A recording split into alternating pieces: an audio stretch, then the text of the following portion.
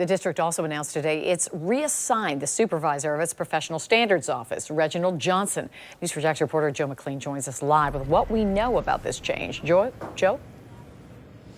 Yeah, so the district can't really go into the reasons why they reassigned Mr. Johnson to another position within the district away from professional standards. They can't do that because it's investigation right now. It's a personnel matter, so they have to keep it private until that process is completed. Still, we do get some insight into the likely reason when we look at the job responsibilities of that office. Reginald Johnson supervised the Office of Professional Standards, which is the office that oversees keeping disciplinary records, advising administrators on how to handle misconduct situations, investigating employee misconduct, and also serving as the main point of contact for state offices, including just the education department, the state office of professional practices, the Department of Children and Families, and even law enforcement agencies. So it's a critical role in the district. While it's not confirmed that this reassignment was directly due to the situation at Douglas Anderson School of the Arts,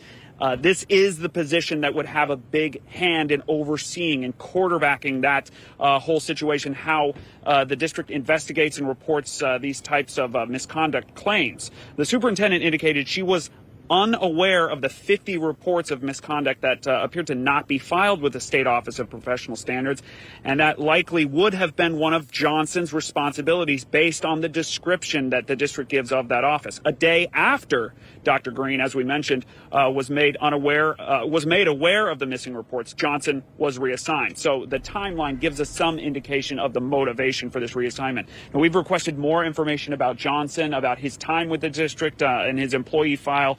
It's likely that that office, his office of professional standards here in Duval County, is going to be a central part of what investigators look at in scrutinizing the situation around Douglas Anderson School of the Arts. Reporting live, I'm Joe McLean, Channel 4, the local station.